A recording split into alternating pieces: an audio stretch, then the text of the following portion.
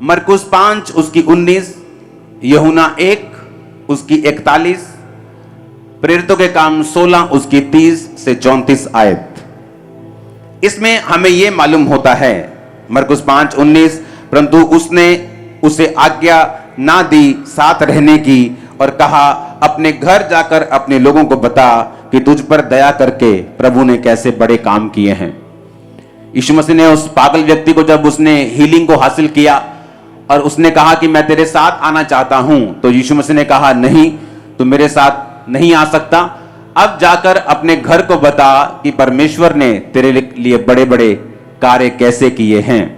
वचन ये कहता है वेरी क्लियरली कि परमेश्वर को यह चिंता है कि आपका घराना सेव हो, और ये बार बार परमेश्वर अपने वचनों के बीच से बता चुके हैं कि उसके वचन में लिखा है, यूहन्ना 1 उसकी 41 आयत, उसने अपने सगे भाई शमौन से मिलकर कहा, हमको ख्रिस्त अर्थात मसीही मिल गया। प्रेरितों के काम 16 उसकी 30 से 34। उसने उन्हें बाहर लाकर कहा, हे सज्जनों, उद्धार पाने के लिए मैं क्या करूं? यह वही जेलर था जब पौलुस और सिलास का भूकंप के साथ जेल टूट गई थी, परमेश्वर ने उन्हें आजाद कर दिया था, तो जेलर डर गया था। तो उसने कहा, मैं उद्धार पाने के लिए क्या करूं? उन्होंने कहा, प्रभु यीशु मसीह पर विश्वास कर तो तू और तेरा घराना उद्धार को पाएंगे। उन्होंने उसको और सारे घर के लोगों को प्रभु का वचन सुनाया। रात को उसी घड़ी उसने उन्हें ले जाकर उनके पांव धोए और उसने अपने सब लोग समेत तुरंत बपतिस्मा लिया। पौलुस ने कहा, तू बच, तेरा घराना जो है वो बचाया जाएगा। ऐसा क्या है घराने में कि परमेश्वर आपके घराने में इंटरेस्टेड रहता है? वचन में लिखा है कि जब परमेश्वर ने एक चेले को बचाया तो उसने सगे भाई पतरस को जाके बोला कि हमको मसीह जो है वो मिल गया, आ तू भी चल उस मसीह के पास जो हमको मिला है। और प्रभु यीशु मसीह ने उस पागल व्यक्ति से बात की और कहा कि तू अब चंगा हो चुका, तू मेरे साथ नहीं, मैं तुझे रहना चाहता कि तू मेरे साथ रहे, लेकिन तेरी कॉलिंग है कि तू अपने घर जाए और अपने लोगों को बताए कि परमेश्वर ने तेरे लिए कैसे बड़े बड़े काम किए। परमेश्वर ये इंटरेस्टेड है कि आपका घराना बचाया जाए। ये बिब्लिकल है, ये वर्ड में से है।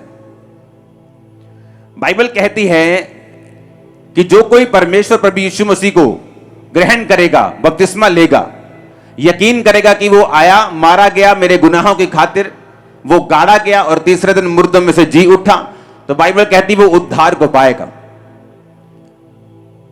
कुरनेलियस जो अच्छे अच्छे काम करता था, लेकिन फिर भी परमेश्वर ने कहा, जा और पतरस को बुलाकर वचन सुन ताकि तू और तेरा घराना उद्धार पाए।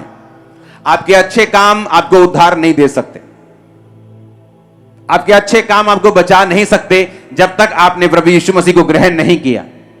इसलिए कुरनेलियस को दूत ने कहा, जा और पतरस को सुन, बुलाकर वचन को सुन और बपतिस्मा ले, तू और तेरा घराना फिर उद्धार पाएंगे। और जेलर को भी उन्होंने यही कहा कि तू अगर प्रभु यीशु मसीह पर विश्वास करेगा और बपतिस्मा लेगा, तू और तेरा घराना उद्धार पाएंगे। परमेश्वर ने जक्कई को भी यही कहा था कि तू और तेरा घराना उद्धार पाएंगे। क्यों परमेश्वर आपके घराने में इंटरेस्टेड है? क्योंकि बाइबल कहती है परमेश्वर ये चाहता है कि आप बचाए जाएं, लेकिन आपके साथ साथ आपका घराना भी बचाया जाए। सबसे पहले हम ये जानेंगे कि क्यों साल्वेशन जो है वो जरूरी है। परमेश्वर ने कहा मत्ती 28 उसकी 18 से 20 आयत में, जीसस ने कहा कि स्वर्ग और पृथ्वी का सारा अधिकार मुझे दिया गया है, तुम जाओ और सब जातियों के लोगों को चेला बनाओ, उन्हें पिता पुत्र पवित्र आत्मा के नाम से बपतिस्मा दो, और सब बातें जो मैंने तुम्हें आज्ञा दी है मानना सिखाओ, और देखो जगत के अंत तक मैं तुम्हारे साथ। परमेश्वर ने कहा जाओ और लोगों को बचाओ, चेले को कहा जाओ और लोगों को बचाओ, और साथ में मिरेकल्स पावर उन्हें दी हीलिंग करने की, डिलीवरेंस करने की, कि जाओ और लोगों को बताओ कि स्वर्ग का राज्य निकट आ चुका है। क्यों साल्वेशन पर इतना परमेश्वर ने जोर दिया? लोगों को मन फिराने के लिए क्यों बोला? सोच को बदलने के लिए क्यों बोला? क्योंकि बाइबल कहती है आपके अच्छे कर्म आपको स्वर्ग नहीं लेके जा सकते, क्योंकि स्वर्ग जाने का एक मात्र द्वार है प्रभु यीशु मसीह। जो कोई उस द्वार से नहीं है वो स्वर्ग नहीं जा सकता। यीशु मसीह ने खुद कहा, मार्ग जीवन और सच्चाई मैं हूं। अब जब हमें साल्वेशन की मतलब समझ आता है कि परमेश्वर ये चाहता है कि हम सेव हों, हम बचें, हम अपने पापों से मन फिराकर तौबा करके स्वर्ग राज्य के वारिस हों। फिर वो ये भी चाहता है कि हमारा घराना भी बचाया जाए। लेकिन क्यों परमेश्वर ये चाहता है कि हमारी साल्वेशन इतनी इंपॉर्टेंट क्यों है, मैं आपको बताना चाहता हूं। नए लोगों के लिए साल्वेशन का इतना मतलब नहीं रहता। वो चर्च में एंट्री करते हैं हीलिंग के लिए, किसी ने बताया कि वहां हीलिंग होती है, डिलीवरेंस होती है, जाओ तुम चंगे हो जाओगे। उनको साल्वेशन से इतना मतलब नहीं होता, क्योंकि उनको पता नहीं होता कि साल्वेशन का मतलब क्या है, उद्धार का मतलब क्या है। मुझे प्रभु यीशु मसीह को ग्रहण करना है, मुझे पवित्र आत्मा पाना है, मुझे बपतिस्मा लेना है। मैंने तो पुराने टाइम में ये लिया हुआ है, मैंने तो फलाने जगह पे ये किया हुआ था, तो मैं बपतिस्मा कैसे ले सकता हूं। लेकिन बाइबल कहती है कि मसीह में सब नई सृष्टि है, पुरानी बातें बीत गई। जब आपका जो मकसद यूनिवर्सिटी जाना है, जब स्कूल टीचर से आपका जितना मर्जी प्यार हो, जब पास आउट हो जाते हैं तो आपको स्कूल छोड़ना पड़ता है। अगर आप पुरानी जिंदगी छोड़ेंगे नहीं, आप उद्धार नहीं पा सकते। अगर आप दो जगह पांव रखेंगे, आप उद्धार नहीं पा सकते। क्यों उद्धार पे परमेश्वर ने इतना जोर दिया, और उसी उद्धार को देने के लिए परमेश्वर ने अपने चेलों को पावर दी कि जाओ और उनके मुर्दों को जिलाओ, जाओ और उनके लंगड़ों को चंगा करो, उनके कोड़ियों को शुद्ध करो, जाओ उनके दुष्ट आत्मा को निकालो। और ये सारी मिरेकलस पावर और साइंस एंड वंडर्स परमेश्वर ने इसलिए दिए ताकि वो ये विश्वास कर सके कि प्रभु यीशु मसीह हमारा उद्धार करता है, और उसे ग्रहण कर सके और परमेश्वर के पीछे चल सके। ये सारी मिरेकलस पावर, ये हीलिंग टेस्टिमनीज, ये डिलीवरेंस टेस्टिमनीज, इनका एक ही मकसद है। वो मकसद है आपको उद्धार की ओर लेके जाना, आपको साल्वेशन की ओर लेके जाना, आपको परमेश्वर के साथ जोड़ना। यही मकसद है परमेश्वर का हीलिंग करने का। इसलिए परमेश्वर ने 38 साल के रोगी को बोला कि फिर से कोई पाप मत करना, ऐसा ना हो इससे भारी मुसीबत तुझ पे आ पड़े। अब 38 साल का रोगी जानता था।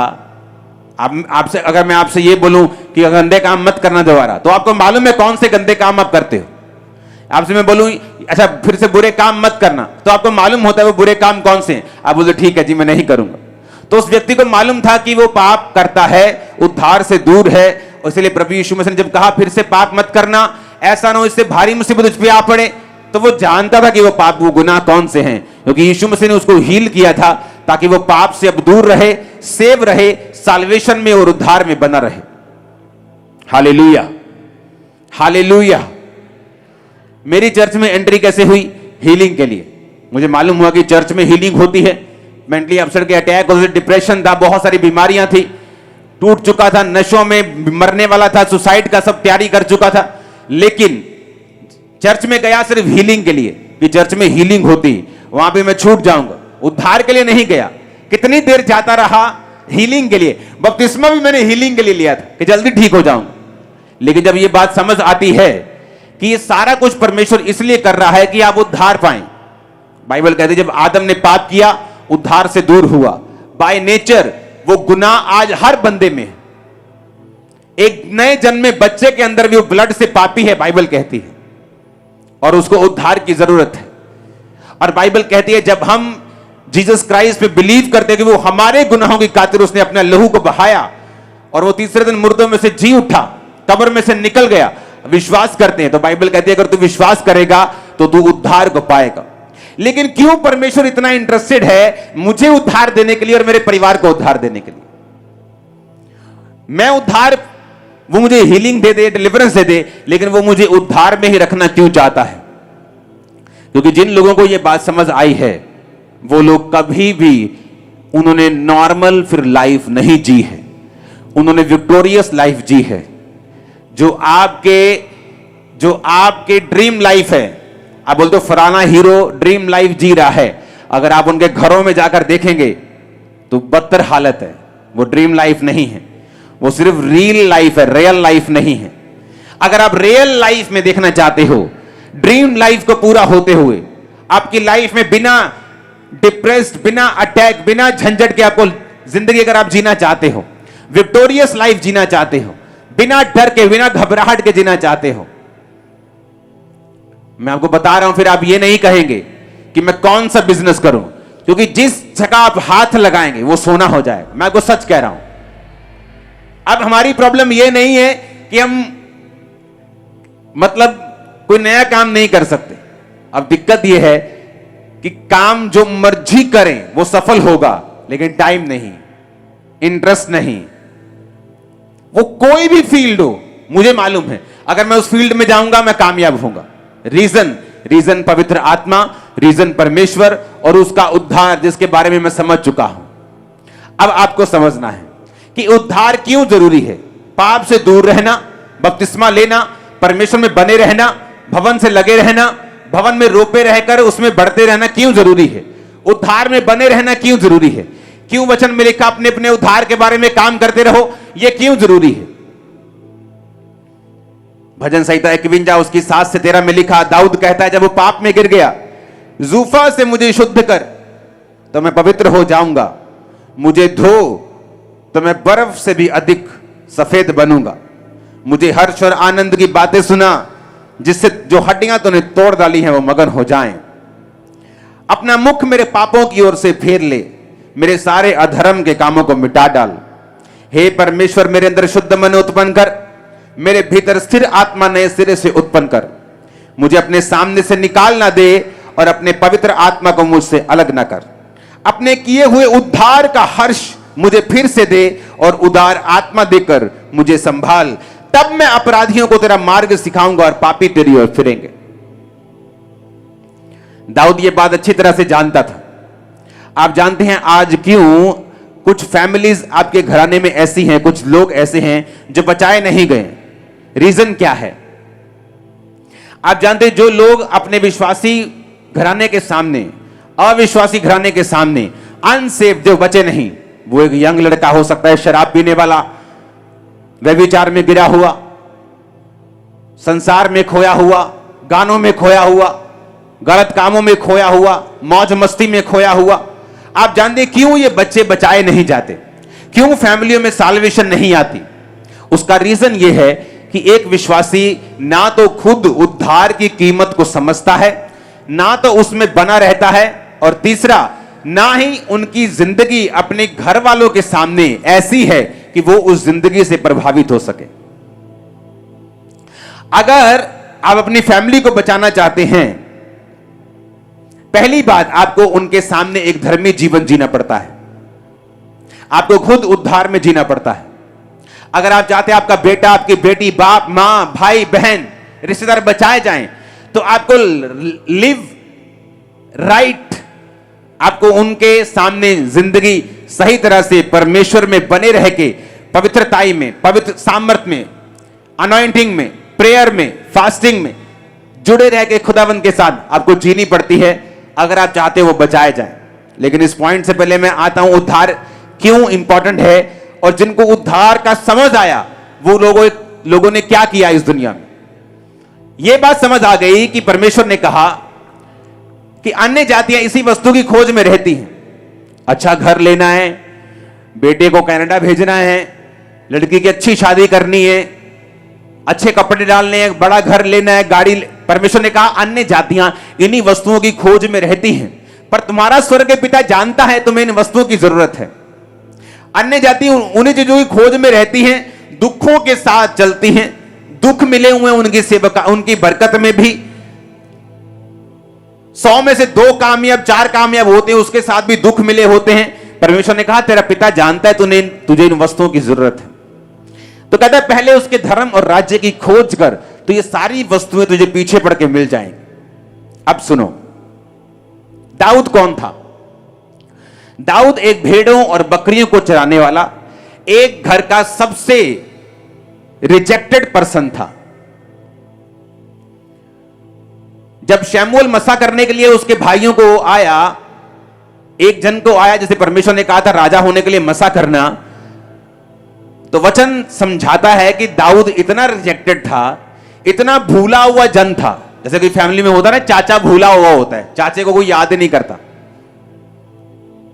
वो सारी फैमिली बताए चाचा है ही नहीं है, वो चाचा इतना लल्लू किस्म का है, इतना इफेक्टलेस है, इतना कमजोर किस्म का, उसको याद ही नहीं करते चाचा को।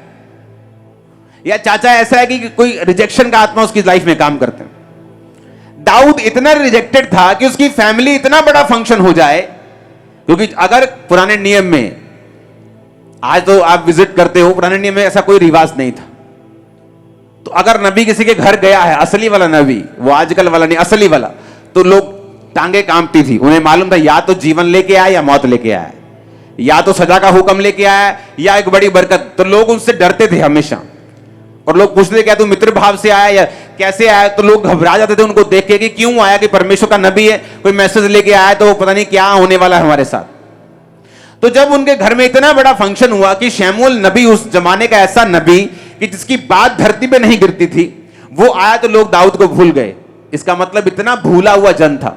लेकिन वचन कहता है दाऊद भेड़ बकरियों को चराने के समय भी अपने उद्धार में बना रहा, और जब वो भेड़ बकरियों को चराता था तब भी वो पाप में नहीं गिरा और अपने उद्धार में वो बना रहा। होता क्या है जब आप उद्धार में बने रहते हैं? इसलिए परमेश्वर ने कहा जो सर्वशक्तिमान परम प्रधान के छाए हुए स्थान में बैठा रहे, वो सर्वशक्तिमान की छाया में ठिकाना पाएगा। छाए हुए स्थान में बैठे रहने का मतलब है अपनी साल्वेशन में बने रहना, अपने उद्धार में बने रहना। यशब का मतलब है बैठे रहने का मतलब है कि जो कुर्सी परमेश्वर ने तुम्हें दी है एक विश्वासी की, कि तुम एक विश्वासी हो चुके हो। अब तुम्हारी घर में कोई ऐसा फंक्शन है जहां पर परमेश्वर की आराधना नहीं की जाएगी, बल्कि परमेश्वर को दूर रखा जाएगा। अगर तुम विश्वासी हो तो अपनी कुर्सी छोड़कर तुम उस फंक्शन को अटेंड करने के लिए नहीं जाओगे। तुम ऐसी जगहों पे नहीं जाओगे जो वहां परमेश्वर की आराधना नहीं होती। तुम वहां पर नहीं जाओगे चाहे घूमने के लिए भी हो। क्यों? क्योंकि तुम परम प्रधान के छाए हुए स्थान में भी बैठे रहना चाहते हो, उद्धार में ही बने रहना चाहते हो। जिसको समझ आई कि उद्धार जरूरी क्यों है, वो इन बातों को पूरा करता है। अब होता क्या है, जब दाऊद अपने उद्धार में बना रहा तो क्या हुआ? उद्धार में बने रहने के कारण, क्योंकि जब उद्धार में आप चलते हैं, हो सकता है आपकी लाइफ में कोई बदलाव ना आए। पहले 2 साल, 4 साल, 5 साल आप वही जॉब करते रहें, आप वही काम करते रहें, वही पैसे में चलते रहें, वही नॉर्मल लाइफ बिताते रहें।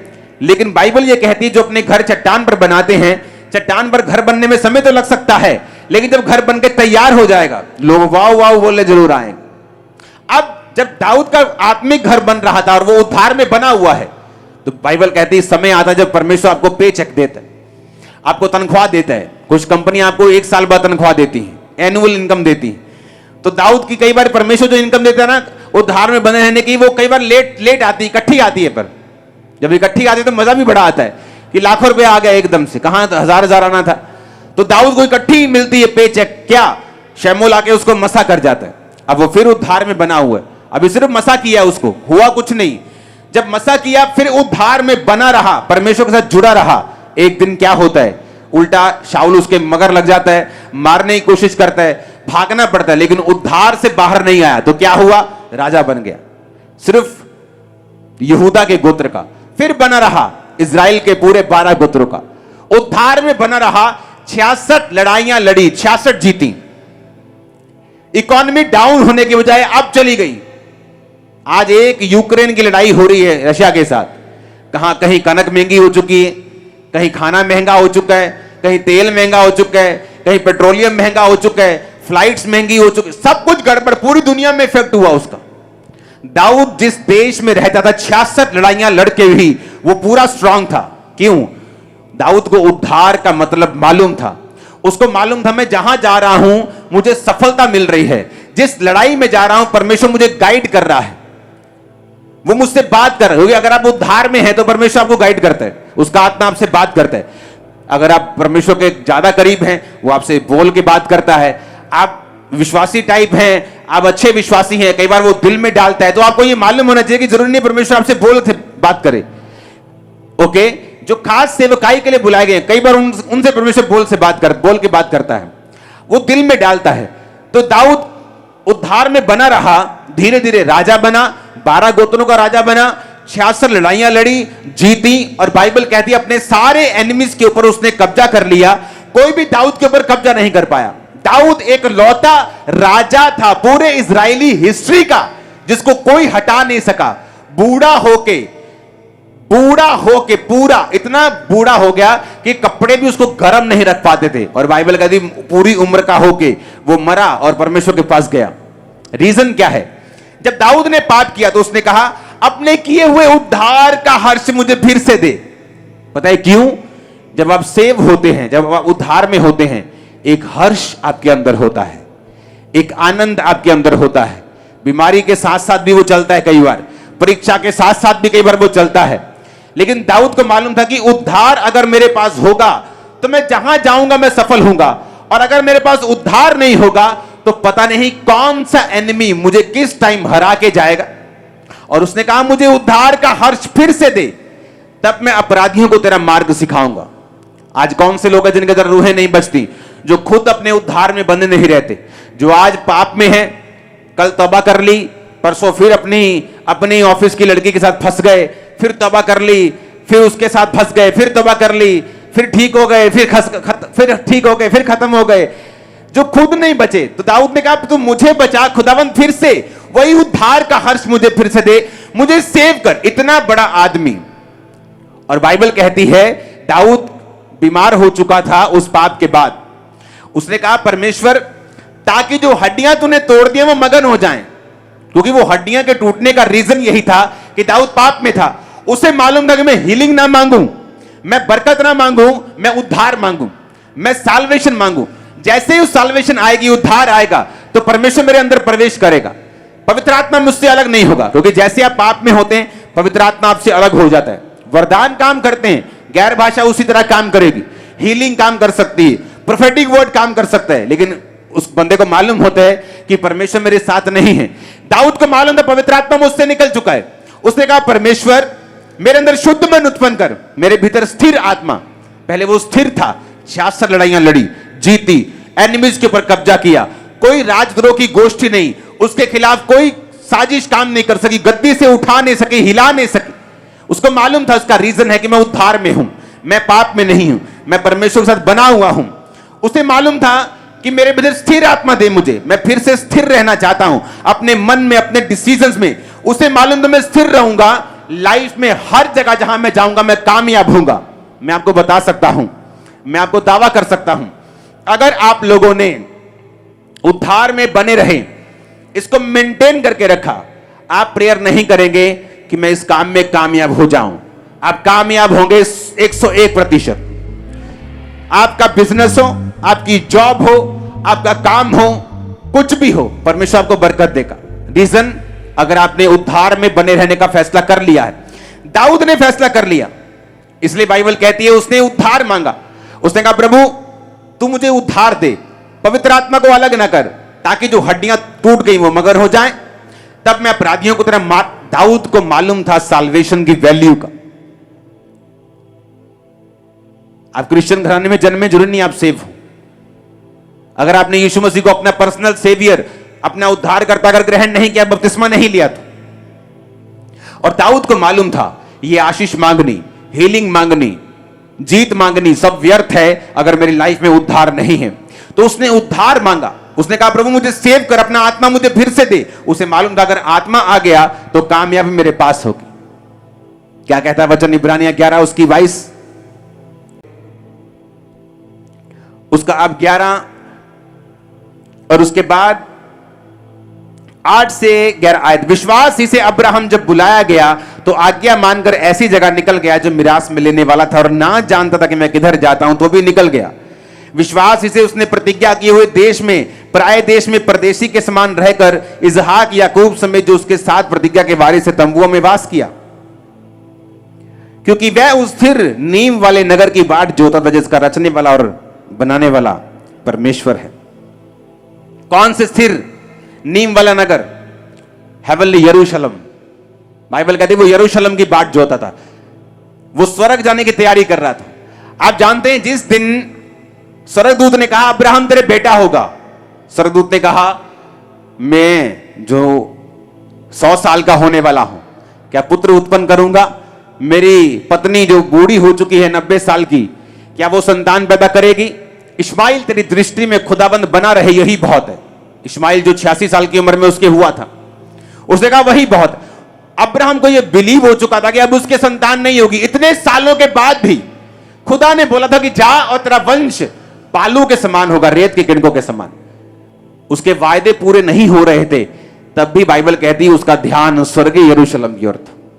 वो ये विश्वास कर चुका था कि अब मेरे बेटा नहीं होगा, कोई बात नहीं, लेकिन मैं अपनी साल्वेशन को खत्म थोड़ी कर सकता हूं। अपनी हीलिंग के चक्कर में मैं स्वर्ग मिस थोड़ी कर सकता हूं। मुझे परमेश्वर ने अगर फाइनेंशियल बरकत नहीं दी तो क्या मैं स्वर्ग मिस कर दूं? क्या शराब पीने चले जाऊं? क्या पाप करने चले जाऊं? बाइबल कहती है जिन्होंने इस तरह से उद्धार को संभाला है कि दुनिया की बरकत उनके लिए मायने नहीं रखती, उन्होंने इतनी बरकत पाई है कि बाइबल कहती है वो गवाह होते हैं। दाऊद देख लो, अनलिमिटेड बरकत। अब्राहम देख लो, राजा लोग उससे जेलसी करते थे, राजा लोग उसकी लाइफ में बो के जाते थे, उसके बेटे से राजाएं गवर्नमेंट जेलसी करती थी। इतना वो बरकत, इतनी उनकी सामर्थ्य, इतनी प्रॉपर्टी थी। रीजन, उनको सेव होने का मतलब समझ आ चुका था। वो साल्वेशन के मतलब को समझते थे, उसमें बने रहने के कारण को भी समझते थे। जब इंसान एक फैसला कर लेता है कि मुझे सेव होना है, मैं परमेश्वर के पीछे चलूंगा, ये बरकत नहीं मिली तो भी चलूंगा, अगर ये ना मिला तो भी चलूंगा। अगर आपने अपना मन साल्वेशन के ऊपर लगा लिया तो मैं आपको बता रहा हूं, मैं वो कह नहीं पा रहा हूं, मेरे मन में वो वचन है, आप एक तरह ऐसा चुंबक बन जाते हैं, आप जिस चीज को टच करेंगे ना वो हीरा बन जाएगा। मैं सच कह रहा हूं, मैं आपको सच कह रहा हूं। रीजन, आपके अंदर स्पिरिट होनी चाहिए, आत्मा होना चाहिए, पवित्र आत्मा। वो होता है इस उद्धार से। अब आपको यह समझ आ गई कि उद्धार क्यों जरूरी है, क्योंकि मेरी लाइफ का हर एक पहलू, हर कोना उद्धार पर निर्भर करता है। कुछ मूर्ख लोग मैंने देखे, खुद पाप करी जाएंगे, चर्च में आके प्रेयर रिक्वेस्ट पे प्रेयर रिक्वेस्ट दे जाएंगे, मेरा ये काम नहीं हो रहा, मेरा ये काम नहीं हो रहा, मेरा ये काम नहीं हो रहा, मेरा ये काम नहीं हो रहा। कैसे होगा काम? क्योंकि बाइबल कहती है सारी बरकतें परमेश्वर ने कहा था मेरे धर्म और राज्य की खोज के साथ जुड़ी हुई है, कि जब तुम धर्म और राज्य की खोज करोगे, जब तुम मेरे पीछे चलोगे, उद्धार पाओगे, बपतिस्मा लोगे, एक धर्मी जीवन जियोगे, तो यीशु मसीह ने खुद कहा है कि ये सारी वस्तुएं तुम्हें पीछे पड़ के मिलेंगी। पीछे पड़ के मतलब तुम्हारे पीछे लग जाएंगे। ऊंची आवाज में हालेलुया बोलो।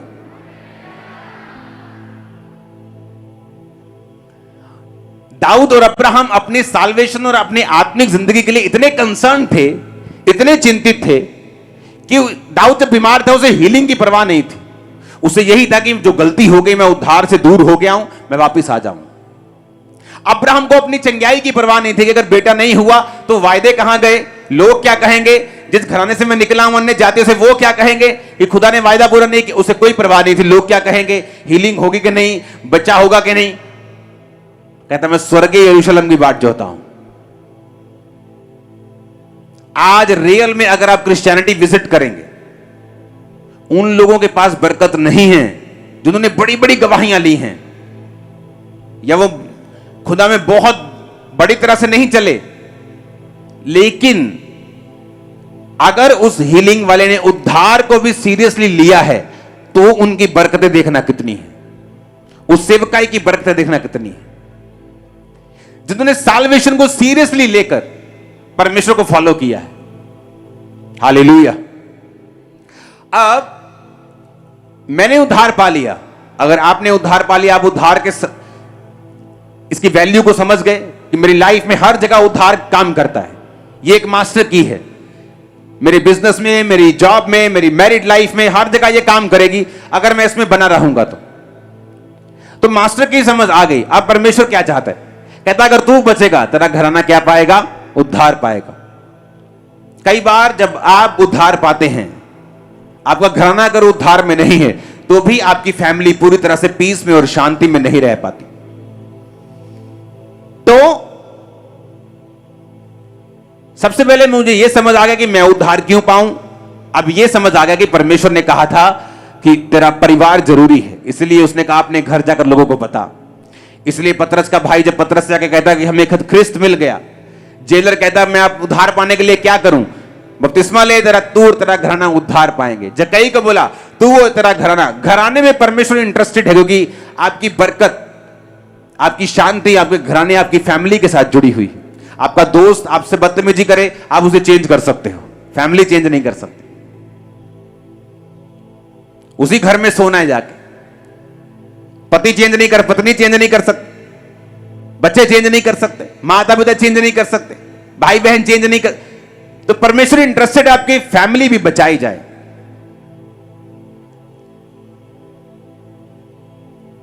तो जो अगर आप अपनी फैमिली को सेव होते देखना चाहते हैं, कितने लोग आप में से हैं जिनका कोई ना कोई फैमिली मेंबर अभी सेव होने के लिए रहता है? हाथ खड़ा करो। ये देखो, ये वचन आप लोगों के लिए खुदा ने भेजा, सच कह रहा हूं कि नहीं? देखो सबके हाथ खड़े, कोई ना कोई फैमिली मेंबर है। अब बचाना कैसे है, उनको सेव कैसे करना है? क्योंकि पहले हमें बेस समझने की जरूरत है। वो क्या है कि मैं क्यों सेव हूं, मुझे उद्धार की जरूरत क्या? अगर चर्च में हीलिंग हो रही है तो मैं हीलिंग चाहिए, मैं हीलिंग लेके जाता हूं, बरकत मिल रही है, डिलीवरेंस मिल रही है, मैं लेके जाता हूं। लेकिन बाइबल कहती है बरकत मिल जाएगी, अगर हीलिंग वरदान है तुम हीलिंग लेके चले जाओगे, बड़ी बड़ी हीलिंग हो जाएंगी, लेकिन उसको मेंटेन कैसे करोगे, बना के कैसे रखोगे? जीसस ने कहा हीलिंग तो हो गई तेरी 38 साल के रोगी को, लेकिन तू बना के कैसे रखेगा हीलिंग को? अगर तू फिर से पाप नहीं करेगा तो हीलिंग में बना रहेगा। तो उद्धार जरूरी है, हीलिंग से पहले भी, हीलिंग के बाद में भी, इस जीवन में भी, ऊपर भी। यह आपको पीछा नहीं छोड़ेगा। अब जब यह समझ आ गई कि उद्धार क्यों इंपॉर्टेंट है, वो मेरी हीलिंग, मेरी डिलीवरेंस, वो हर जगह काम करता है, मुझे कामयाब करता है, सिर बनाता है, परमेश्वर के हर वायदे को एक्टिवेट करता है। वचन में जितने वायदे प्रोमिसेस हैं, उद्धार उसका एंट्री पॉइंट है। अगर उद्धार में हम नहीं है, वो कोई वायदा हमारे लिए नहीं है। जीसस ने पावर क्यों दी? उद्धार देने के लिए। हीलिंग गिफ्ट क्यों दिया? उद्धार देने के लिए। परमेश्वर ने प्रेरित क्यों ठहराए? पास्टर्स, इवेंजलिस्ट, प्रॉफिट्स क्यों ठहराए? ताकि कलीसिया उन्नति पाए, उद्धार में बनी रहे। पौलुस ने क्यों कहा अपने अपने उद्धार के बारे में काम करते रहो, फाइट करते रहो? क्योंकि उद्धार जरूरी है। यह तो समझ आ गया। अब परमेश्वर इंटरेस्टेड क्यों है तुम्हारा घराना उद्धार पाए? क्योंकि तुम अपने घराने को चेंज नहीं कर सकते, वो तो उसी घर में है। मां को चेंज नहीं कर, दोस्त को चेंज कर दोगे, मां को चेंज नहीं कर सकते, बाप को चेंज नहीं कर सकते। उसी घर में जाके सोना है। अगर तुम अच्छी तरह से नहीं चलोगे, कच्चा पक्का चलोगे, गुनगुना चलोगे, गर्म नहीं होगे, तो उसी फैमिली में लोग होंगे जो बचाए नहीं गए होंगे। तुम्हारा आनंद जो है वो पूरा नहीं होगा, कंप्लीट नहीं होगा, तुम्हारा जॉय अधूरा रहेगा। तो बचाऊं कैसे फैमिली को? क्योंकि बहुत से लोग उद्धार पाने के बाद ऐसी गलतियां करते हैं कि वो खुद तो बच जाते हैं लेकिन फैमिली बच नहीं पाती। क्योंकि फैमिली को बचाने के लिए आपको कुछ ऐसे पॉइंट्स नोटिस करने पड़ेंगे जो आपकी फैमिली को सेव होने में आपकी मदद करें। और मेरी बात पे यकीन रखना, जब आपकी फैमिली पूरी सेव होती है, आपका घर का माहौल स्वर्ग के जैसा होता। मैं आपको सच कह रहा हूं। हालेलुया। आप एक ग्रोथ के बारे में बातें करते हैं, बढ़ने के बारे में बात करते हैं, इंप्रूवमेंट के बारे में बात करते हैं, आगे बढ़ने के बारे में बात करते हैं। जब आपकी पूरी फैमिली सेव होती है तो गलती कैसे करते हैं? जब मैं मसीह में आया 2004 में, तो देखो गलती कहां भी होती है। तो एक व्यक्ति ने मेरी मदर से बात की कि आपको एक विडो है, उनको आपको राशन आप दे सकते हैं महीने में। तो एक तरह की जैसे किसी पे जबरदस्ती थोपना होता है, तो वो थोप दिया उस पे। तो मुझे हर महीने बोलते थे कि अपनी मम्मी से बोलना कि इतने पैसे इतने महीने की इतनी तारीख में वो दे दिया करें। तो मेरी मम्मी तो 3 महीने में ही, जब मैंने बपतिस्मा लिया, तो वो बैक स्लाइड हो गई थी।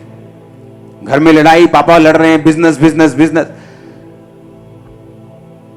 तो जब एक बंदा सेव ही नहीं है तो उससे पैसे क्या करने हमने? लेकिन कई बार जब अगुवाई करने वाला लालची होता है तो तब भी प्रजा मुश्किल में होती है। तो मैंने जाके बोलना, वो बुला रहे हैं, पैसे मांग रहे हैं, आपने वायदा किया था आपको देने, ਤੁਹਾਡੀ ਹੁਣ ਲੱਤ टूट जानी, देखो पैसे टाइम नहीं, ਤੁਹਾਡੀ बांह टूट जानी, प्रभु ने तेन सजा। ऐसी बातें घर में होने लगी। और क्या हुआ कि परमेश्वर के करीब आने की बजाय वो और दूर चले गए। और जब मैं मसीह में ग्रो हुआ, बढ़ा, तो परमेश्वर ने मुझे फैमिलीज को और लोगों को जीतना सिखाया। कई बार जब हम अच्छी संगतियों में नहीं होते, बहुत प्रॉब्लम्स होती है हमारे परिवारों में। कई तरह के रफड़े, झगड़े, चक्कर, ड्रामेबाजियां, बहुत कुछ। जब मैं मसीह में आगे बढ़ा, आपका एक फैमिली मेंबर है, आप मान लो एक लड़की है जो व्यभिचार में गिर गई, अब लोगों को तो नहीं पता व्यभिचार में, लेकिन फैमिली मेंबर्स को पता है। एक यंग लड़का व्यभिचार में, लोगों को नहीं मालूम, चर्च के बिलीवर्स, लेकिन आपको पता है, आप फैमिली मेंबर हैं। जब आप प्रेयर में जाते हैं, आपको स्पिरिट को डांटना है, उसके पीछे की स्पिरिट जो है व्यभिचार की, चोरी की, डिस्ट्रैक्शन की, जब आप उस स्पिरिट को डांटते हैं प्रेयर में, तो परमेश्वर उन व्यक्तियों को आजाद करता है। यीशु मसीह के पास लाए एक गूंगे को, अब अगर उसकी स्कैनिंग कराने जाएंगे, एमआरआई टेस्ट कराएंगे, तो कोई ना कोई प्रॉब्लम तो निकलती। अगर उस समय भी होती कि गले का वोकल कॉर्ड खराब है, फलानी चीज खराब, लेकिन पीछे कौन था? दुष्ट आत्मा। जीसस ने दुष्ट आत्मा को निकाला, वो बंदा ठीक हो गया, गूंगा बोलने लगा। निकाली दुष्ट आत्मा, पर गला ठीक हो गया। जब आप एक अनसेव्ड व्यक्ति को अपने परिवार में देख रहे हैं, आपका बेटा है, बेटी है, मां है, बाप है नशे में, उस स्पिरिट को देखो, कौन सी स्पिरिट इसकी लाइफ में काम कर रही। और जब आप प्रेयर में बैठेंगे, उस स्पिरिट पे हमला करो। आप क्या करते हो? आप देखते हो कि आपका बेटा नशा करके, आप रोते हो, हाय तू नशा करके आया, आप रोते हो। प्रभु बोले, प्रभु कुछ कर, प्रभु कुछ कर मेरे बेटे कुछ। एक पास्टर प्रेयर कर रहा था और खुदा ने बात करनी शुरू कर दी, और एक बंदर आ गया बीच में, और बंदर की स्पिरिट डिस्टर्ब करने लगी, करने लगी। उसको यीशु की आवाज सुननी बंद हो गई। वो गुस्सा करने लगा अंदर से कि जीसस क्राइस्ट, आप मुझसे बात कर रहे हैं, दुष्ट आत्मा तंग कर रही, आप डांटते क्यों नहीं दुष्ट आत्मा को? भगाओ इससे। जब यीशु ने कुछ नहीं किया, तो गुस्से में आके बोला, ए दुष्ट आत्मा भाग जा। वो दुष्ट आत्मा चली गई। जीसस से बात हुई, उसने कहा, जीसस आपने दूर क्यों नहीं किया? जीसस ने कहा, तुझे दूर करना है, मुझे नहीं। पावर तुझे दी गई है। देखो, मैं सांपों और बिच्छुओं को रौंदने का और शत्रुओं की सारी सामर्थ पर किसे अधिकार देता हूं? खंबरे के बाहर आवाज जानी चाहिए, बोले मुझे। किसको अधिकार दिया है? पिछले थर्सडे मैंने बताया था, डिजर्नमेंट, परख का आत्मा। आप जब बैठेंगे, आपको मालूम होता है इस लड़की के अंदर डर का आत्मा है, इसके अंदर कंफ्यूजन का आत्मा है, इसके अंदर कमजोरी का आत्मा है। बिना चीज कमजोरी, यानी कि काम बहुत कर लिया, कमजोरी, दुष्ट आत्मा है उस कमजोरी का। डिस्ट्रैक्शन, नशा, व्यभिचार, दुष्ट आत्मा है। आप जब उनको देखते हैं, आप प्रेयर में बैठेंगे और आत्मिक आंखों से देखेंगे, वो तब खुली होंगी जब आपने सिलेंडर चोरी नहीं किए होंगे, बिजली चोरी नहीं की होगी, जब दिन में 10 चोरियां की हो, 10 चुगलियां की हो, तो आत्मा दिखाएगा क्या? आंखें तो बंद रहेंगी। आंखें बंद रहेंगी जब दारू पी के लड़का घर आएगा, देखेगा कुछ नहीं, आत्मा में रोती तुम भी रहोगी, और चर्च के पास्टर को भी साथ में तुम रुलाती रहोगी, पास्टर जी इसके लिए प्रेयर करो, 10 साल हो गए, कुछ हो नहीं रहा है। तो जब मैं उद्धार में हूं और प्रेयर में बैठा हूं, तो मुझे समझ आ रही है कि इस लड़के के पीछे एक ये वाली दुष्ट आत्मा है, इसके पीछे जादू उटोना है, इसके पीछे ये स्पिरिट है। तो जब मैं प्रेयर में बैठूंगा, उस स्पिरिट को ब्रेक करूंगा, इसके अंदर से खुदाबंद यीशु के नाम में जादू टोना, ये नशे की स्पिरिट, ये गंदी आत्मा इस बेटी से, इस भाई से आउट हो, आउट हो, आउट। जब आप प्रेयर माउंटेन की प्रेयर अटेंड करेंगे, उस प्रेयर में आप चलेंगे, अपने बेटे की, अपनी बेटी की, अपने भाई की, मां की, बाप की, अपने रिश्तेदारों की, आप स्पिरिट को चेक करेंगे और डांटेंगे उन स्पिरिट्स को, उनको छोड़ के जाएं। जब तक स्पिरिचुअल चीजों की वैल्यू हमारी निगाहों में नहीं बढ़ती, तब तक हम बरकत नहीं पाएंगे और सेव नहीं होंगी फैमिलीज। किसी के घर में कोई मर जाए, रोते लोग, रोते कि नहीं रोते? बताओ भाई, रोते कि नहीं? लेकिन किसी के घर में कोई आत्मिक मौत हो जाए तो लोग रोते नहीं। क्या आत्मिक मौत ज्यादा रोने योग्य है कि शारीरिक मौत? शरीर में मरे तो ऊपर स्वर्ग, आत्मा में मरे तो नीचे भी नरक और ऊपर भी नरक। तो कौन सी मौत ज्यादा रोने योग्य है? आत्मा की। क्या तुम रोए कभी? क्या कभी रो के प्रेयर की अपने बेटे के लिए जो बचा नहीं, अपने परिवार के लिए? क्योंकि हमने तैयारी नहीं की है उनके बचने की। हमें आत्मिक मौत ऐसी लगती है तो ठीक है, ओ नहीं ये चर्च नहीं जाता, ओ मैं इनू कहना भी नहीं, बहुत बहुत दयालु बन गए जिता ना, बहुत भले मानस दा हुंदा बंदा ना, बहुत किते नहीं नहीं मैं नहीं कहता इनू चर्च जान। तुम उसे धक्का दे रहे हो नरक की ओर। नीचे भी लाइफ नरक कर बैठेगा वो, और ऊपर भी नरक कर बैठेगा। जब लाइफ में आंखों में निगाहों में स्पिरिचुअल मौत का दर्द ही नहीं है तो तुम रोगे नहीं जब प्रेयर में बैठोगे। जब प्रेयर में बैठोगे और अगर आत्मिक मौत का दर्द होगा कि यह बंदा आत्मिक मरा हुआ है, ये फैमिली मेंबर, आप रो के प्रेयर करोगे, प्रभु इसे जी उठा, इसे छू, स्पिरिट को डांटोगे और उसके लिए प्रेयर करोगे। कितने मेरी बातों को समझ रहे हैं? आप उनके लिए, उनके सामने राइट रीति के साथ जियोगे। आप उनसे हमेशा प्रेम करोगे। आप उनके सामने हमेशा पेशेंस रखोगे। आपने 10 बार प्रीच किया, 11वीं बार वो फिर वही गलती करें, आप उन पे भड़क नहीं सकते कि तूने सुनता नहीं, मैं नहीं समझा दूं, आ काम नहीं करना, यीशु मसीह मान। नो, आप नहीं कर सकते। साल्वेशन जबरदस्ती की नहीं है। आप एक मां होने के नाते उस पर मां का फर्ज अदा कर सकते हो कि आप उसको जबरदस्ती बोल दो कि आज तुझे चर्च चलना है, वो अलग बात है। लेकिन एक अनसेव्ड लॉस्ट सोल को हमेशा बचाने के लिए आपको यह बार बार उन्हें बताना पड़ेगा कि परमेश्वर की योजना तेरी लाइफ के लिए अच्छी है। परमेश्वर तुझसे प्यार करता है। परमेश्वर तुझसे इतना प्यार करता है कि वो तेरी लाइफ को ब्लेस्ड करना चाहता है, तुझे खुश देखना चाहता है। परमेश्वर तेरे लिए भला सोचता है, उसकी योजनाएं तेरे लिए भली हैं। आप उसे 1 दिन नहीं, 2 दिन नहीं, 2 साल नहीं, 10 साल नहीं, 20 साल भी यही बात बताओगे जब तक वो बचता नहीं। आप अगर पेशेंस खो दोगे, धीरज खो दोगे, वो नहीं बचेगा। आप गुस्सा करोगे, वो नहीं बचेगा। हालेलुया।